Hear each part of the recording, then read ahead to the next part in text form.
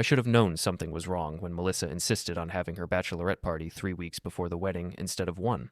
But hindsight's a real bastard that way, isn't it? My name is Simon Carter, and I'm about to marry the woman who's been sleeping with her ex-boyfriend for the past 6 months. The kicker? I found out yesterday. The bigger kicker? I'm still going through with the wedding. You think I'm crazy. I would too. But stick with me here, because what I'm about to do is going to be absolutely beautiful in its brutality. It's 6 in the morning on my wedding day, and I'm standing in the bathroom of the Harrington Estate, Connecticut's premier luxury wedding venue, where people with more money than sense drop $250,000 on open bars and ice sculptures.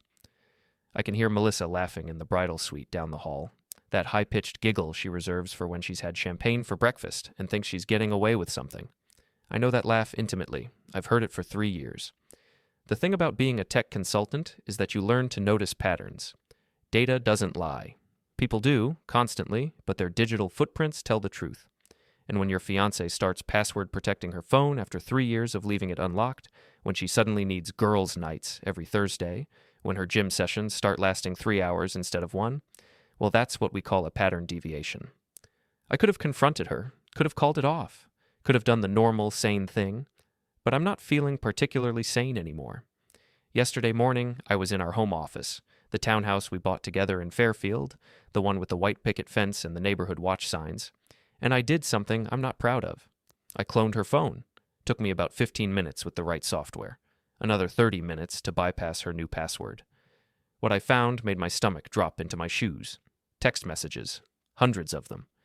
To Derek Lawson, her ex-boyfriend from college, the guy she swore was ancient history, the gym manager with the tribal tattoos and the Dodge Charger and the IQ of a protein shake. The messages went back 6 months. 6 months of I miss you, and he doesn't make me feel the way you do, and, my personal favorite, after the wedding, we can be more careful. He'll never suspect a thing. But the real gut punch came from a group chat with her bridesmaids, Tara and Chloe, from 2 days ago. Melissa. Derek's coming to the wedding. I told him to meet me in the bathroom after the ceremony. One last time before I'm officially Mrs. Carter LOL. Tara. You are insane, girl. Chloe. What if Simon finds out? Melissa. He won't. Simon's too nice, too trusting. Besides, I've got him wrapped around my finger. Derek's just for fun, Simon's for the lifestyle. Tara. You're terrible, ha ha ha ha. Melissa. I'm practical. Derek's hot, but broke. Simon's got the 6-figure salary and the trust fund. Best of both worlds. I sat there for 20 minutes, staring at that screen, feeling something cold and sharp crystallize in my chest. Not heartbreak. That would come later, I suppose. This was something else. Something calculated. Rage is hot. What I felt was ice cold and absolutely clear. I called my lawyer, Richard Pemberton, at 8 a.m. It woke him up. Simon? It's Saturday. What's wrong? I need you to do something for me, and I need you to do it today. Your wedding's tomorrow. I'm aware. That's why I need this done today. I explained what I needed. To his credit, Richard only paused once. You're sure about this? Completely. This is creative. Possibly the most vindictive thing I've ever been asked to facilitate, and I've handled 36 divorces. Is it legal? Technically? Yes. Ethically questionable, but legal. Then do it. Next, I called Father Mark, the officiant. I've known him since I was 12, since my family started attending St. Catherine's. He baptized my younger sister. He's a good man, which made this conversation difficult. Father, I need a favor, and I need you to trust me. Simon, what's happened? I told him. Not everything, but enough. When I finished, there was a long silence. Son, are you certain you want to do this? There are other ways. I'm certain. Will you help me? Another pause. Then, God forgives us our trespasses. I'm not sure I'm as generous, especially with that young woman. Yes, I'll help you. Third call. Alex Morrison, my best friend since college. The only person who'd ever warned me about Melissa. She's got that look, he'd said when I first introduced them, like she's calculating your net worth while she's smiling at you. I should have listened. Alex, I need you at the wedding tomorrow, and I need you to be ready for anything. Ready for what? Chaos. Beautiful, deserved chaos. Finally seeing the light, are we? Just be there. Bring your camera. Wouldn't miss it for the world. The fourth call was to Martina Vescovi, the venue manager. Professional, discreet, and, as I was about to discover, absolutely delighted to help orchestrate some justice. Mr. Carter, how can I help you the day before your wedding?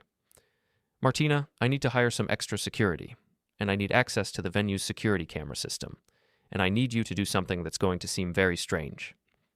When I explained, she actually laughed. Mr. Carter, I've been in this business for 20 years. I've seen every kind of wedding drama you can imagine. This is going to be legendary. Consider it done. By yesterday evening, all my pieces were in place. I went home, where Melissa was packing for her overnight stay at the venue. Tradition, she said, the bride and groom shouldn't see each other before the ceremony. You seem tense, she said, kissing my cheek. Wedding jitters? Something like that.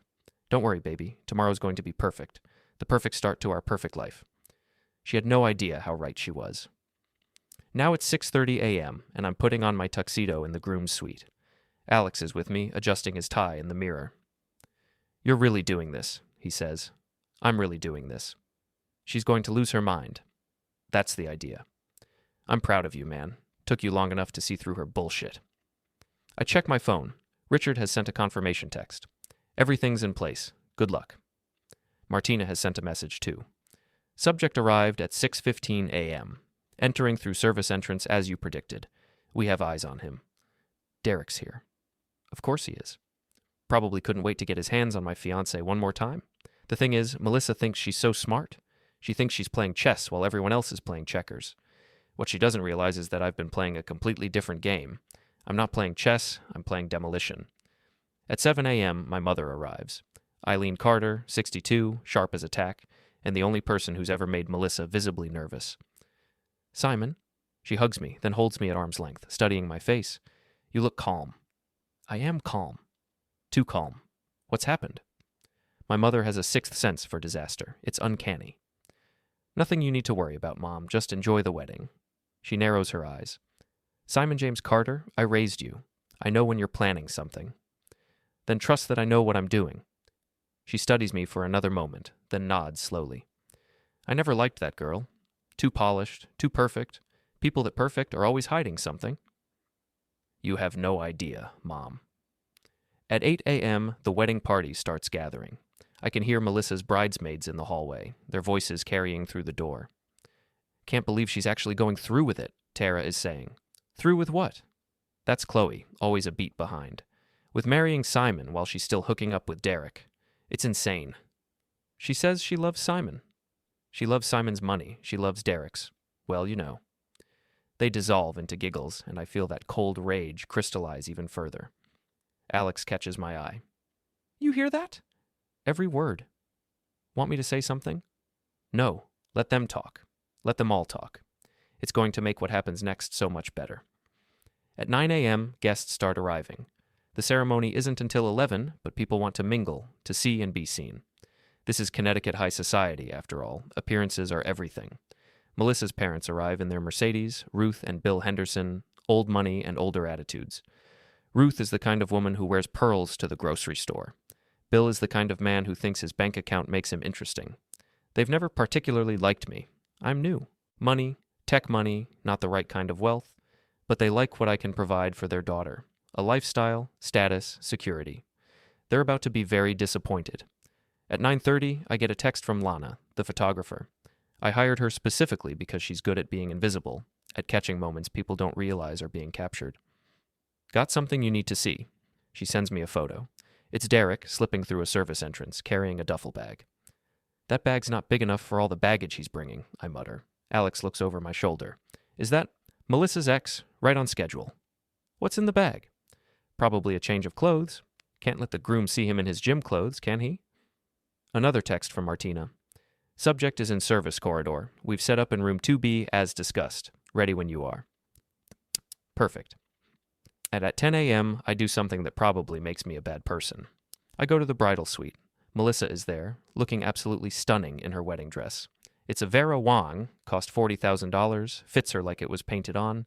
Her hair is perfect, her makeup is flawless, and she's glowing with the kind of happiness that comes from thinking you're getting everything you want. Simon, she gasps, laughing. You're not supposed to see me. I know, I just wanted to tell you something. What? I walk up to her, take her hands, look her right in the eyes. You look beautiful. This is going to be a day you'll never forget. She beams. I love you so much. I know you do. I kiss her forehead and leave. Behind me, I hear Tara whisper, He's so sweet. She's so lucky. If only they knew. At 10:30, guests are seated. The venue is gorgeous. Melissa spared no expense, naturally. White roses everywhere, string quartet playing, champagne flowing freely. Everyone who's anyone in Fairfield County is here. Father Mark catches my eye from near the altar. He gives me a small nod. Everything's ready. At 10:45, I take my place at the altar.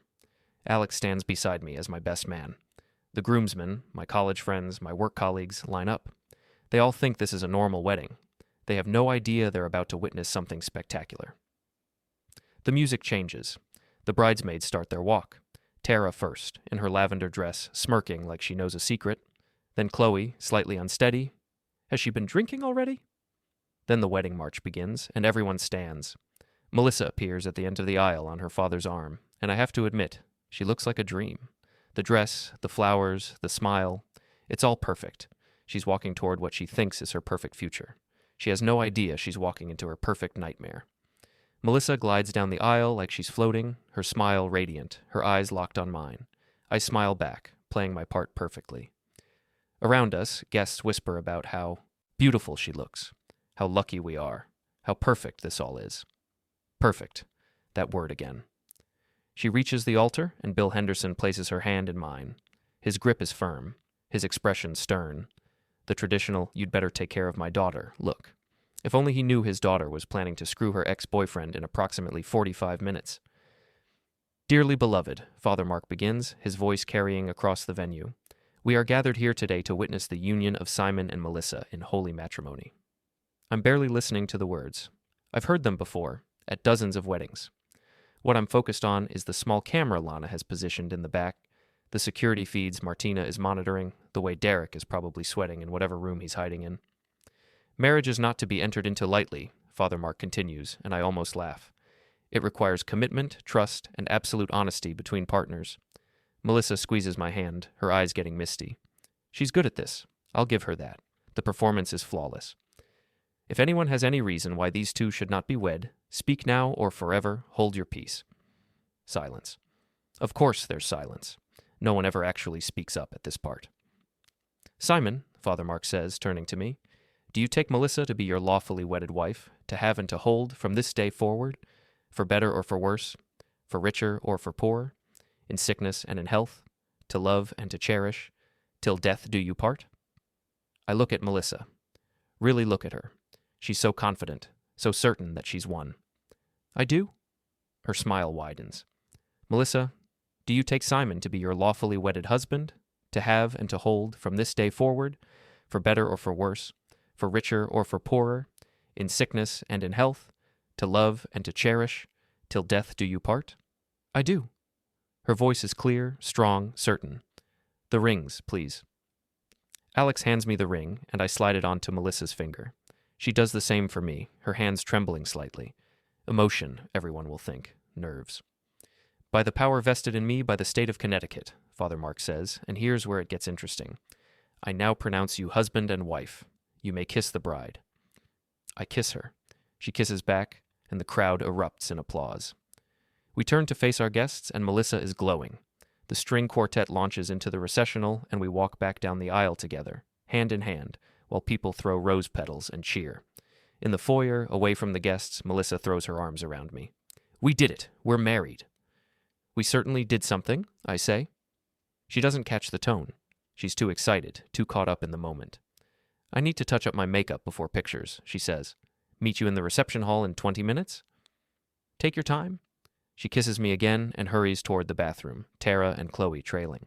Behind her like ducklings. I watch her go, then check my phone. Text from Martina. Subject is moving toward the East Wing bathrooms. All cameras are active. Text from Lana. In position. This is going to be good? Alex appears at my elbow. You okay? Never better. You're scary when you're calm like this. Good. We head toward the reception hall, where staff are setting up for the dinner. The room is enormous, decorated with more white roses and twinkling lights. The head table is set for the wedding party. Place cards arranged perfectly. I find my seat and pull out my phone. Open the security app Martina gave me access to. Switch to the East Wing bathroom corridor. And there he is. Derek Lawson, in a suit that doesn't quite fit right, looking around nervously before slipping into the women's bathroom. 3 minutes later, Melissa enters. Alone. She sent her bridesmaids away. I can't hear what they're saying, but I don't need to. The camera angle is perfect. I watch them embrace, watch her pull him into a stall. I take screenshots, lots of them. Then I open my laptop. I'd left it at the head table earlier and connect to the venue's sound system. Martina had given me access to that too. Alex leans over. What are you doing? Giving everyone the reception entertainment they deserve. I pull up the video editing software I'd prepared yesterday, import the screenshots, add the text messages I'd saved from Melissa's phone, create a slideshow, set it to autoplay. Simon, Alex says slowly, you're not going to... Oh, I absolutely am. Guests start filtering into the reception hall. My mother finds me, kisses my cheek. Where's your bride? Freshening up. She'll be here soon. Melissa's parents take their seats at the head table. Ruth is already complaining about something to Bill, who's nodding absently while checking his phone. More guests arrive. The room fills with chatter and laughter. Waiters circulate with champagne. Everything is perfect and normal and exactly as it should be at a wedding reception. Then Melissa enters, and the room erupts in applause again. She's radiant, flushed, her makeup freshly applied. Derek's probably still hiding in that bathroom, waiting for his next opportunity. She takes her seat next to me, grabs my hand. This is perfect. Everything is perfect. It really is, I agree. The wedding coordinator, a stressed-looking woman named Patricia, taps the microphone. Ladies and gentlemen, please welcome Mr. and Mrs. Simon Carter. More applause. Melissa waves like royalty. Before we begin dinner, Patricia continues, the groom has prepared a special presentation for his bride. Melissa turns to me, surprised and delighted. You did? I did. I wanted everyone to see how special you are. The lights dim, the projection screen behind the head table illuminates, and my slideshow begins. The first image is innocent enough, a photo of Melissa, and me from our first date, smiling at a restaurant.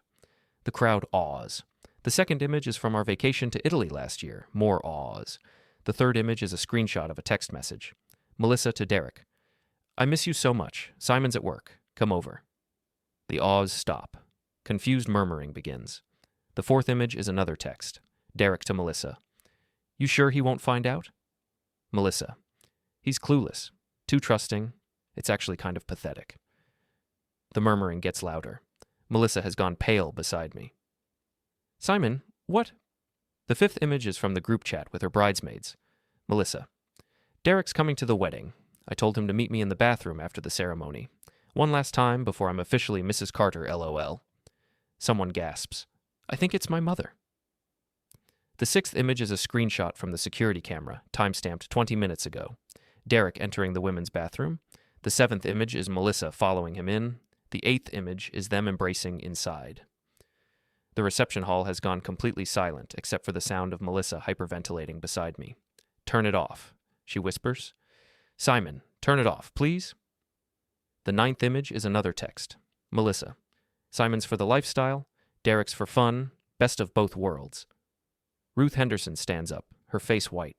What is the meaning of this? The slideshow ends. The lights come back up. I stand, still calm, still collected, and pick up the microphone. Thank you all for coming today, I say. My voice is steady, pleasant even. I wanted to share with you all what I discovered yesterday about my beautiful bride. I thought it was important that everyone who witnessed our union should know the truth. Melissa is crying now, mascara running down her face. Simon, please, I can explain. Can you? Can you explain how you've been sleeping with your ex-boyfriend for 6 months? Can you explain how you plan to continue after today? Can you explain how you literally just screwed him in the bathroom 20 minutes ago? The room explodes. Everyone's talking at once. Tara and Chloe have gone white. Bill Henderson is shouting something. Ruth looks like she might faint. Ladies and gentlemen, I continue. I have one more announcement. The marriage you just witnessed, it's not legal. Melissa's head snaps up. What? Father Mark didn't file the marriage license. We signed a document, sure, but it's not a legal marriage certificate. It's a piece of paper that says, congratulations on your fake wedding. Father Mark, would you like to confirm?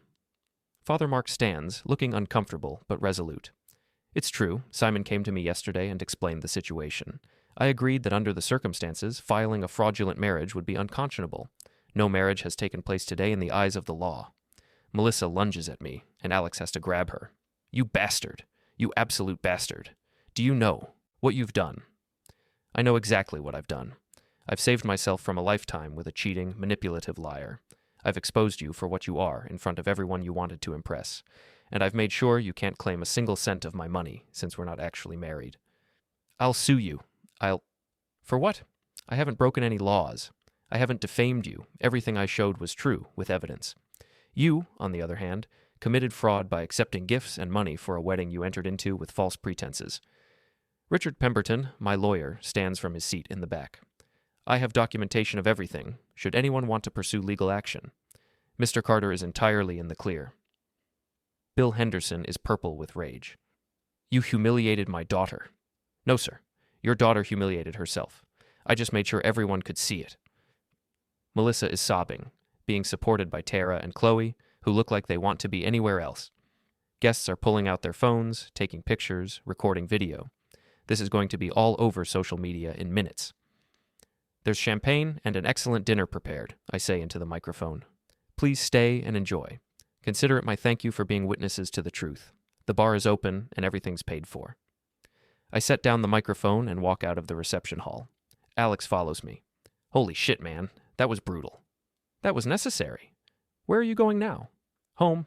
I have some things to take care of. Behind us, I can hear the chaos continuing. Melissa screaming, her mother wailing, guests arguing and gossiping. It's music to my ears. I don't sleep that night. Instead, I spend it in my home office, boxing up Melissa's belongings. Clothes, jewelry, toiletries, books, everything. I'm methodical about it, labeling each box clearly, making an inventory. By 6 a.m., I have 23 boxes stacked in the garage. At 7 a.m., I call the bank and cancel all our joint credit cards. Melissa's name is removed from all accounts. I'd already transferred her name off the house deed last week, another gift from Richard's legal expertise. At 8 a.m., I change all the locks. The locksmith, a guy named Tony who doesn't ask questions, finishes in 40 minutes. At 9 a.m., my phone starts ringing. Melissa. I decline the call. She calls again. Decline. Again. Decline.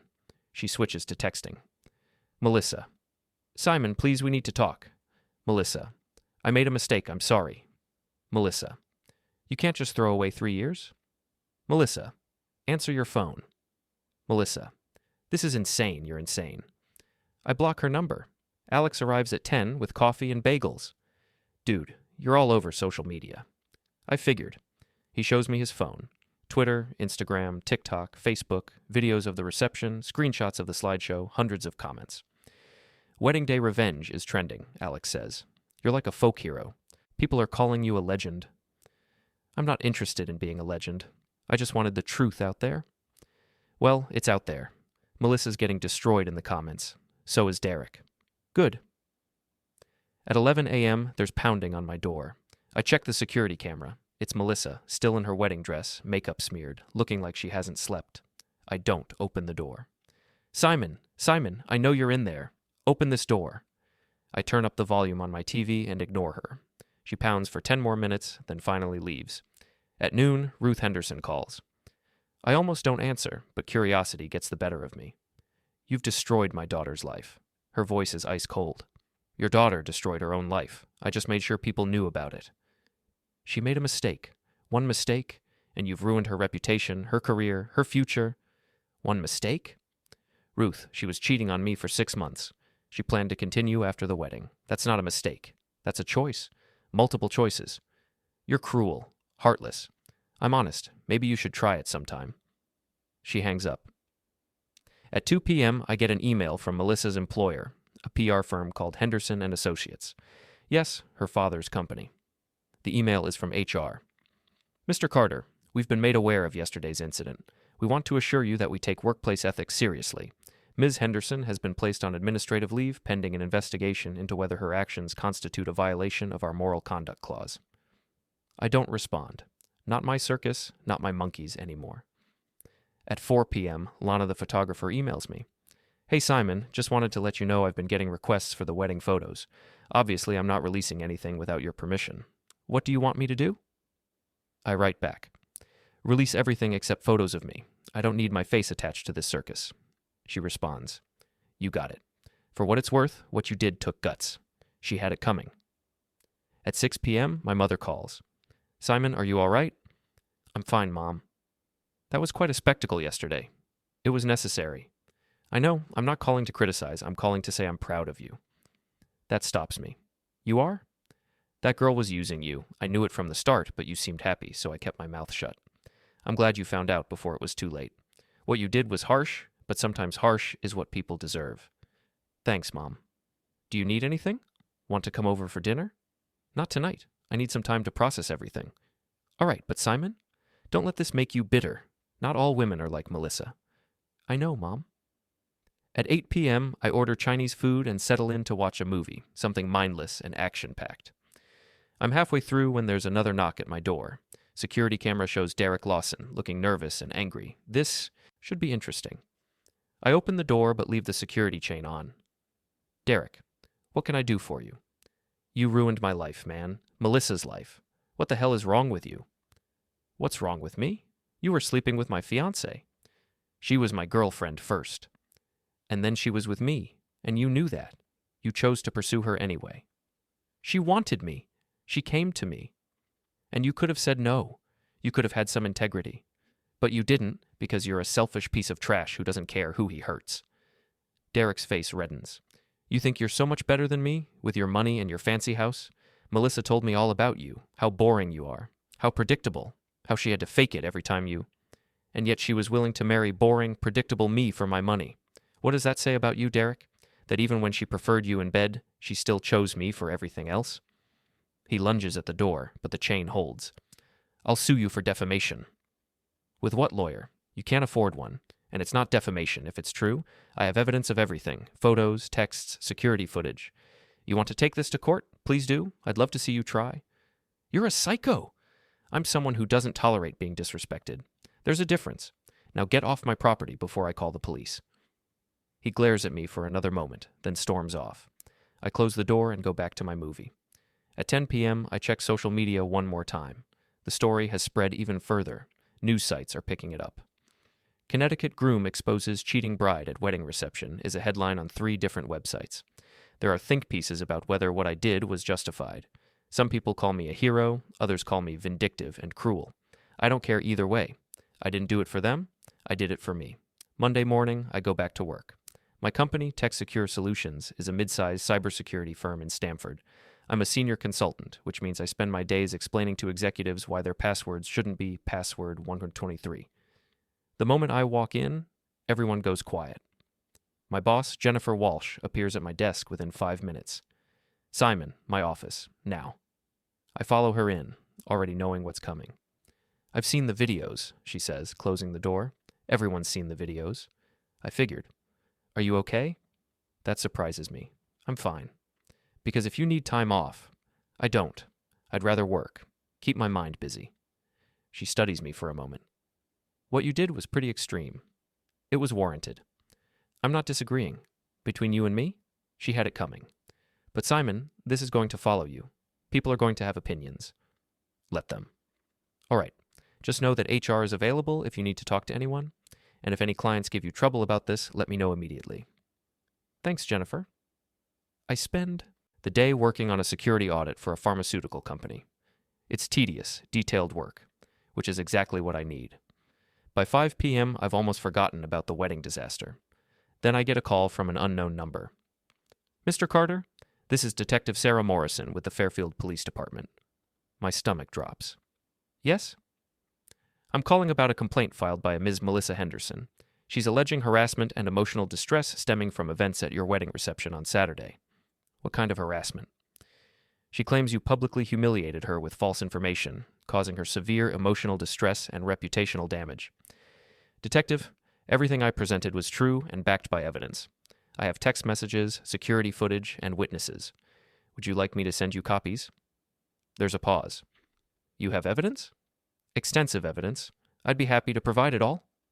Another pause. Mr. Carter, let me be frank with you. I've seen the videos. Half the department has seen the videos. Between you and me, I think what you did was justified. But Ms. Henderson is insisting on pressing charges. For what crime? That's the thing. I'm not sure she has a case. but I need to do my due diligence. Can you come to the station tomorrow to give a statement? Absolutely. What time? 2 p.m.? I'll be there. I hang up and immediately call Richard. They're trying to come after me legally. Of course they are. Don't worry, I'll meet you at the station tomorrow. Don't say anything without me present. Got it. That evening, I go to Alex's apartment. He's been my friend for 15 years, since we met freshman year at UConn. He's a software engineer at a gaming company, perpetually single by choice, and the most loyal person I know. Beer? He offers when I arrive. God, yes. We sit on his balcony, overlooking the Stamford Harbor, drinking IPAs and watching the sunset. So, Melissa's trying to press charges, I say. Seriously? For what? Harassment, emotional distress, who knows? That's insane. You didn't do anything illegal. I know. Richard knows. Hopefully the police know. Dude, you're a legend online. People are making memes. There's a TikTok trend where people recreate your slideshow with their own cheating exes. That's disturbing. That's viral culture, baby. We drink in silence for a moment. Do you regret it? Alex asks. No. Not even a little? Not even a little. She deserved it. Derek deserved it. Everyone who helped her hide it deserved to know the truth. What about the people calling you cruel? They weren't the ones being cheated on. They don't get an opinion. Fair enough. My phone buzzes. Text from an unknown number. Unknown. You're going to pay for what you did. I show it to Alex. That's either Melissa or Derek. Or one of her flying monkeys. Block it. I do. 5 minutes later, another. Text from a different number. Unknown. Karma's coming for you, asshole. Block. Another text. Unknown. You humiliated her in front of everyone. You're a monster. They're organizing, Alex says. Probably got a group chat going. Let them. I'm not scared of angry texts. But over the next hour, I receive 23 more messages from different numbers. Threats, insults, accusations. Someone's definitely coordinating this. I screenshot everything and send it to Richard. Evidence of harassment, I write. He responds immediately. Perfect. This helps your case. Keep documenting everything. Tuesday at 2 p.m., I'm at the Fairfield police station with Richard. Detective Morrison is professional and thorough, taking my statement, reviewing my evidence. Mr. Carter, you've been very cooperative, she says after an hour. I've reviewed everything you've provided, the text messages, the security footage, the witness statements. It's clear that your presentation at the reception was based on factual information. So no charges? I don't see grounds for any. Ms. Henderson is upset, understandably. But being upset isn't the same as being victimized. You didn't break any laws. Relief washes over me. Thank you, Detective. However, she continues, I do want to advise you to be careful. Ms. Henderson is volatile right now. We've had reports of her showing up at your home, making threats. If she continues to harass you, file a restraining order. I will. And Mr. Carter, off the record, what you did took guts. My ex-husband cheated on me for 2 years. I wish I'd had the spine to expose him the way you exposed her. Richard and I leave the station, and I feel lighter than I have in days. That went well, Richard says. Better than expected. Now we wait and see if she tries anything else. In the meantime, I'd suggest documenting everything, every text, every call, every time she shows up at your house. Build a case for a restraining order if needed. Already on it. That evening, I'm at home when I hear breaking glass. I grab my phone and check the security cameras. Someone's just thrown a brick through my front window. I call 911, then watch the footage. It's dark, but I can make out a figure running away, male, about Derek's height and build. The police arrive in 10 minutes. They take a report, collect the brick, review my security footage. We'll look into this, Mr. Carter. In the meantime, you might want to consider additional security measures. After they leave, I call a security company and schedule installation of additional cameras, motion sensors, and a direct line to a monitoring service. Then I post the security footage online with the caption, "When you expose a cheater and they respond with vandalism. Stay classy, Derek." It gets 10,000 views in an hour. Wednesday, I wake up to an email from Melissa's father, Bill Henderson. Simon, this has gone far. Enough. My daughter made a mistake, but what you've done is beyond cruel. You've destroyed her reputation, her career, and her mental health. I'm asking you, man to man, to issue a public apology and retraction. If you do, we'll drop any legal action and leave you alone. If you don't, we'll pursue every avenue available to make your life as miserable as you've made hers. I forward it to Richard with a note. Thoughts? He calls me immediately. Don't respond. This is a trap. If you apologize, they'll use it as admission of wrongdoing. Let me handle it. What are you going to tell them? That their daughter committed fraud by entering into a wedding with false pretenses, that you have evidence of her infidelity, and that any further harassment will result in countersuits for defamation and harassment. I'll also mention the brick through your window and suggest that if they don't rein in Derek, he'll be facing criminal charges. You're a beautiful human being, Richard. I'm a lawyer. It's what you pay me for. Thursday, Melissa's employer, her father's company, announces that she's been terminated. The statement is professional and vague. Due to violations of our company's ethics policy, Ms. Melissa Henderson is no longer employed by Henderson and Associates. We take workplace conduct seriously and hold all employees to the highest standards. I don't feel good about it. I don't feel bad either. I feel nothing. She made her choices, and now she's living with the consequences. Friday, I get a call from Tara, one of Melissa's bridesmaids. Simon, it's Tara. I know. What do you want? I wanted to apologize. For everything. For knowing about Derek and not telling you. For encouraging Melissa. For being a shitty person. Why are you calling me? Because Melissa's falling apart. And I feel guilty. She's staying with her parents. She lost her job. Everyone's talking about her. She won't eat, won't sleep. Her mom's talking about getting her into therapy. That's not my problem anymore. I know it's not. But Simon, she's talking about hurting herself. I'm worried about her. Then get her professional help, but don't call me expecting sympathy. She made her choices. You're right. I just thought you should know. She hangs up. I sit there for a long moment, feeling something. Not guilt, not regret. Maybe a tiny sliver of concern for another human being, despite everything. I call Richard. If Melissa does something stupid, can they blame me? Not legally, no. You didn't force her to cheat. You didn't force her to lie. You exposed the truth. What she does with the consequences is her choice. Okay, good. But I still feel uneasy. Saturday, 1 week after the wedding, I'm at the gym when I run into Derek. He's at the squat rack, and I'm at the bench press. Our eyes meet across the weight room. He abandons his weights and walks over. We need to talk. No, we don't. You ruined my life, man. I lost my job. My girlfriend left me. My landlord's evicting me. All because of you. All because of your choices. I didn't make you sleep with my fiancée. She wanted me. And you wanted her money. Or were you planning to support her after the wedding? No, you were happy being the side piece while I paid for everything. His face reddens. You think you're so smart. Smarter than you, apparently. He takes a step closer, and I stand up from the bench. I'm not a fighter, but I'm not backing down either. Touch me and I'll have you arrested, I say calmly. There are cameras everywhere, and witnesses. You really want to add assault to your list of problems? He glares at me for a long moment, then storms out. I finish my workout and go home. That evening, I'm scrolling through my phone when I see a post from Chloe, Melissa's other bridesmaid.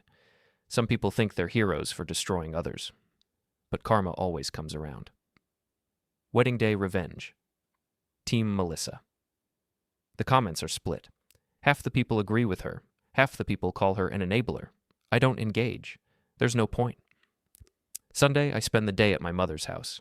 We have lunch, watch old movies, and don't talk about Melissa or the wedding at all. It's the best day I've had in a week. As I'm leaving, my mom hugs me. You're going to be okay, Simon. This will pass, and you'll find someone who deserves you. Thanks, Mom. And next time, listen to me when I say I don't like a girl. I laugh. Deal. I drive home feeling lighter. The worst is over. Melissa's out of my life. Derek's out of my life. I can move on. But as I pull into my driveway, I see something that makes my blood run cold. All 4 of my tires are slashed and spray painted on my garage door in red paint. Revenge is coming. I call the police immediately. They arrive, take photos, dust for fingerprints, review my security footage. The cameras caught everything. 2 figures in dark clothing and ski masks working quickly, efficiently. One slashes the tires while the other spray paints the garage. Can you identify them? Officer Martinez asks. Not from this footage, but I can guess. Mr. Carter, I understand you're frustrated, but we need evidence, not guesses. I have evidence. I've been documenting harassment for a week. Text messages, threats, a brick through my window, all stemming from my ex-fiancée and her lover. We'll look into it. In the meantime, you might want to stay somewhere else for a few days. I refuse. This is my house. I'm not being driven out of my own home. After the police leave, I call Richard. Again. They're escalating, I tell him. Then we escalate too. I'm filing for a restraining order against both Melissa Henderson and Derek Lawson. We have enough evidence now. How long will that take? Emergency order can be in place by tomorrow morning, full hearing. Within 2 weeks. Do it. I spend the night at Alex's apartment anyway. Not because I'm scared, but because I'm tired. Tired of the drama, the threats, the constant vigilance. This is getting out of hand, Alex says, handing me a beer. I know. Maybe you should have just called off the wedding quietly and let her get away with it. Let her keep playing victim while she screwed us both over. I'm not saying she didn't deserve exposure. I'm saying maybe the public humiliation was overkill. You sound like her mother. I sound like someone who's worried about you. This isn't healthy, Simon. You're becoming obsessed with revenge. I'm not obsessed. I'm defending myself. By posting security footage online, by engaging with trolls, that's not defense, that's retaliation. She started this. And you're finishing it. I get it. But at what cost? I don't have an answer for that. Monday morning, the restraining orders are filed. Melissa and Derek are both served at noon.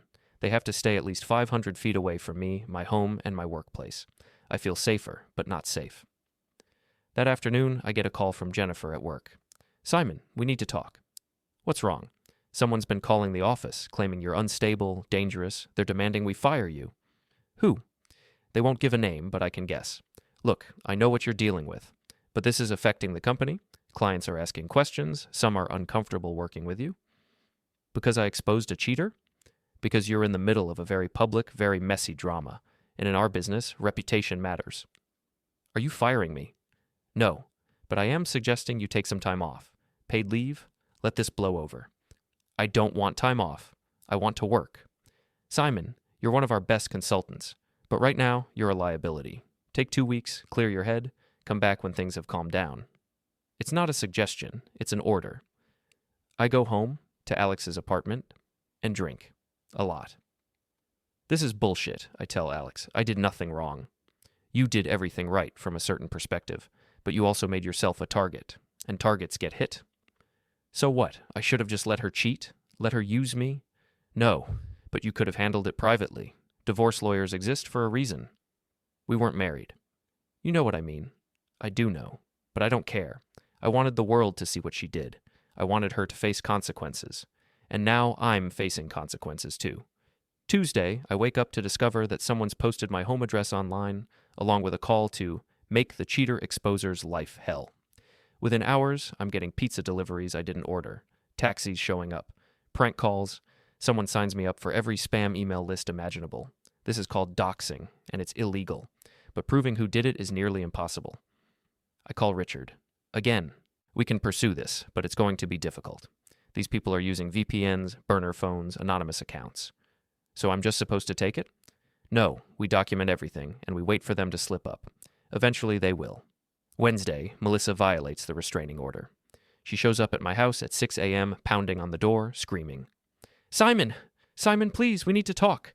I'm sorry, okay? I'm so sorry. Please just talk to me. I call the police. They arrive in 8 minutes. Ma'am, you're in violation of a restraining order. You need to leave immediately. I just want to talk to him. He ruined my life. Ma'am, you're under arrest. They handcuff her, and she's sobbing, screaming my name as they put her in the back of the squad car. I watch from my window, feeling nothing, just emptiness. She's released on bail 6 hours later with a court date for the violation. Thursday, Derek tries a different approach. He posts a video online, sitting in his car, looking directly at the camera. Simon Carter thinks he's a hero. He thinks he did the right thing by humiliating Melissa at their wedding. But let me tell you the truth. Melissa was going to break up with him. She was going to call off the wedding. But he manipulated her, threatened her, made her feel trapped. Everything he showed at that reception was taken out of context. I'm not the villain here. He is. It's a complete lie, and I have evidence to prove it. But his video gets 50,000 views before I can respond. I post my own video, calmly, showing the full context of the text messages, the security footage, everything. Derek Lawson is lying. Here's the proof. My video gets 200,000 views. The internet takes sides. You hear Team Simon versus Team Melissa. It's absurd, toxic, and completely out of my control. Friday, I'm served with a lawsuit.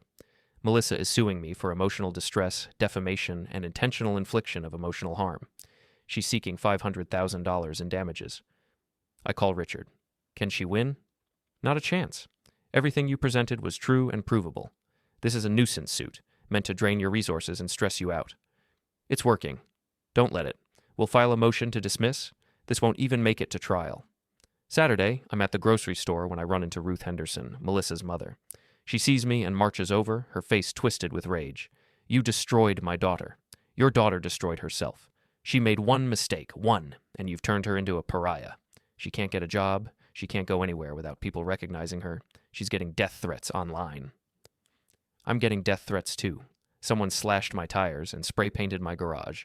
Your daughter violated a restraining order and got arrested. This isn't one-sided. You humiliated her in front of 300 people. She humiliated herself by screwing her ex-boyfriend at our wedding. Ruth slaps me, hard, right across the face. Everyone in the store goes silent. I don't react. I just pull out my phone and show her the camera footage I'd started recording when she approached. That's assault, Ruth, on camera, with witnesses. Her face goes white. I'm not pressing charges, I continue, but if you or anyone in your family comes near me again, I will. Are we clear? She turns and practically runs out of the store. I buy my groceries and go home, my cheek still stinging. Sunday, 2 weeks after the wedding. I'm sitting in my living room when Alex calls. Dude, you need to see this. See what? Melissa just posted something. It's bad. I open Instagram. Melissa has posted a long, rambling message. I can't do this anymore. The harassment, the threats, the constant judgment. Simon Carter destroyed my life because I made a mistake. He's turned the world against me. I've lost everything. My job, my friends, my reputation, my future. I don't know how to keep going. To everyone who supported him, who called me names, who sent me death threats, I hope you're happy. This is what your cruelty has done. The post has thousands of comments, most of them supportive of her, calling me a monster. Is she threatening suicide? I ask Alex. It sounds like it. I immediately call the Fairfield Police non-emergency line and report the post. I'm concerned she might harm herself. They send officers to do a wellness check. 2 hours later, I get a call from Detective Morrison. Mr. Carter, we've checked on Ms. Henderson. She's physically fine, but we've recommended she seek mental health treatment. Her parents are taking her to a facility tonight. Thank you for letting me know. Mr. Carter, I'm going to be frank with you. This situation has gotten out of control.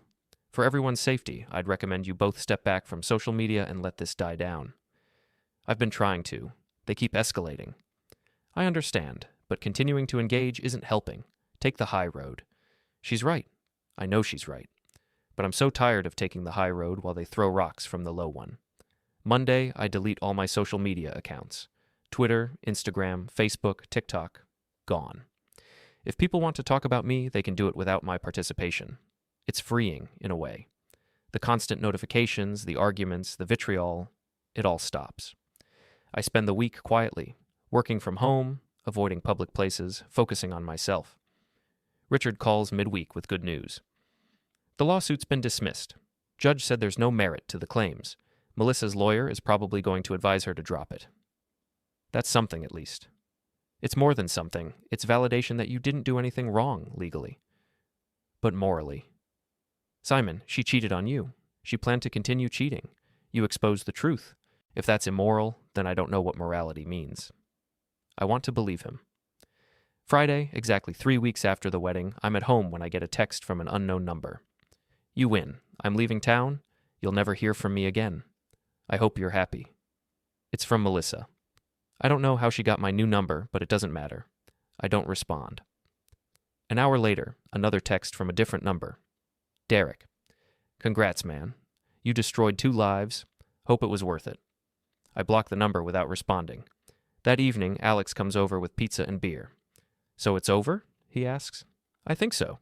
How do you feel? Empty. Not victorious? No, just empty. I wanted justice. I got revenge. They're not the same thing. No, they're not. We eat in silence for a while. What now? Alex asks. I don't know. Go back to work. Try to move on. Date someone who's not a sociopath. That's a low bar. It's a start. We laugh, and it feels good. Normal. Maybe things can be normal again. But then, at 11 p.m., my phone rings. Unknown number. I answer without thinking. Hello? Heavy breathing. Then, this isn't over, Simon. Not by a long shot. The line goes end. I look at Alex, and he sees the expression on my face. What? They're not done. I don't sleep that night. Instead, I review every security camera angle around my house, check every lock, make sure my alarm system is armed. The threat was vague, but the intent was clear. Someone's planning something. At 3 a.m., I see movement on the garage camera. 2 figures, dressed in black, approaching from the side yard where the streetlight doesn't quite reach. I grab my phone and call 911, whispering. 2 intruders on my property. I have them on camera. Stay inside, Mr. Carter. Officers are on the way. I watch the feed. The figures are trying the garage door. Locked. Then they move to the side door. Also locked. One of them produces what looks like a crowbar. This is it. They're breaking in. But I'm ready for this. I've been ready since the tire slashing incident. I'd installed additional security measures that week. Not just cameras and alarms, but something more creative. When the crowbar hits the door lock, it triggers a system I'd had Alex help me set up. A series of motion-activated strobe lights and a sound system that immediately blasts an ear-piercing alarm. The kind they use for home security, but amplified. On the camera feed, I see both figures stumble backward, covering their ears. The strobes are disorienting, flashing at irregular intervals designed to induce confusion. But that's not all. The garage door suddenly rolls open. I've triggered it remotely, revealing the interior. And there, positioned perfectly in the camera's view, is my 1969 Ford Mustang. My pride and joy, the car I've been restoring for 5 years. They see it and pause. Even through their masks, I can sense their hesitation. Then one of them, the bigger one, Derek's build, pulls out a baseball bat. They're going to destroy my car, not if I can help it. I trigger the second part of my system. The garage door suddenly slams shut, and the locks engage. Commercial-grade electromagnetic locks that I'd installed specifically for this scenario. They're trapped inside. The strobe lights continue. The alarm continues. And now I add a third element, the sprinkler system. But instead of water, it's loaded with a mixture of water and biodegradable dye. The kind they use for gender reveal parties, but in this case, it's bright purple. I watch on my phone as both figures are drenched in purple dye, stumbling around in the strobing light, unable to see, unable to hear, unable to escape. The police arrive 4 minutes later. I meet them at the front door. They're in the garage. I've got them locked in. Officer Martinez, the same one from the tire slashing incident, looks at me with something like admiration. You trapped them. I prepared for this possibility. That's actually pretty smart. We go around to the garage. I disengage the locks and open the door. Derek Lawson and Melissa Henderson stumble out, drenched in purple dye, their masks pulled off, coughing and disoriented. Well, Officer Martinez says, this is interesting. Melissa is crying, mascara mixing with purple dye. Derek is furious, trying to lunge at me, but the officers restrain him immediately. You set us up, Derek shouts. No, I defended my property. You broke in. We were just breaking and entering. Attempted vandalism. A violation of a restraining order. Should I continue? Melissa is sobbing. I just wanted to hurt you the way you hurt me. By destroying my car. By destroying something you love. Like you destroyed my life. I didn't destroy your life, Melissa. I exposed your choices. There's a difference. More police arrive. Crime scene investigators. They photograph everything. The broken lock, the baseball bat, the crowbar, my security system. Mr. Carter, Detective Morrison arrives, looking tired. You've had quite a night. They came to me. I just defended myself. With strobe lights and purple dye? Is that illegal? No, it's actually kind of brilliant. Non-violent, non-lethal, but effective. Derek and Melissa are put in separate squad cars. As they're being loaded in, neighbors start emerging from their houses, phones out, recording everything. I realize this is going to be online within the hour, but I don't care anymore. Detective, I say, I want to press full charges. Breaking and entering, attempted vandalism, violation of restraining orders, everything. Understood. We'll need your full statement. I spend the next 2 hours at the police station, going through everything. The security footage, the timeline, the history of harassment. Richard shows up halfway through, even though it's 5 a.m. You okay? He asks. I'm fine. Better than fine. This is over now. This is definitely over. With this arrest, plus the restraining order violation, they're looking at serious charges. Melissa might do jail time. Good. By 7 a.m., I'm back home. The purple dye has been cleaned up, the garage secured, the locks repaired. Alex shows up with coffee and donuts. Dude, you're all over the news again. Let me guess. Revenge wedding groom traps ex-fiancée in purple dye trap. Close. Connecticut man defends home with ingenious security system after wedding scandal. At least they're calling it defense this time. Simon, you're like the patron saint of scorned partners now. There are memes. So many memes. He shows me his phone. Someone's created a superhero called the Purple Avenger with my face photoshopped onto it. Another meme shows the garage incident with the caption, How to Handle Your Ex, a Masterclass. I laugh. Actually laugh. For the first time in weeks, it's genuinely funny. What happens now? Alex asks. Now, I go back to work, move on with my life, and let the legal system handle Melissa and Derek. That's it? That's it? I'm done with revenge. I just want peace. You earned it, man. The next few days are surprisingly quiet. Melissa and Derek are arraigned, both pleading not guilty, both released on bail with strict conditions, no contact with me, no social media posts about the case, and mandatory counseling. The lawsuit is formally withdrawn. Melissa's lawyer issues a statement that they're focusing on Ms. Henderson's recovery and rehabilitation. The internet slowly moves on to the next scandal. My story becomes old news. Work welcomes me back with surprising enthusiasm. Jennifer pulls me aside on my first day back. The clients who were concerned? They've all come around? Turns out defending your home from intruders is good PR. Who knew? I just wanted them to stop. Well, you succeeded. And Simon? Between you and me, you handled this whole thing with more grace than most people would have. You didn't get violent, you didn't break any laws, you just defended yourself. That takes character. Thanks, Jennifer. 2 weeks later, I'm at my favorite coffee shop when a woman approaches me. She's about 30, professional-looking, kind eyes. Are you Simon Carter? I tense. Yes? I'm sorry to bother you. I just wanted to say thank you. For what? I was in a similar situation last year. My ex was cheating, gaslighting me, making me feel crazy. I stayed because I was scared of what people would think if I left. Then I saw your story. How you stood up for yourself, how you didn't let them get away with it. It gave me the courage to leave. I've been in therapy, rebuilding my life. I'm happy now. So thank you. She walks away before I can respond. I sit there for a long moment, my coffee getting cold, thinking about what she said. Maybe what I did wasn't just about revenge.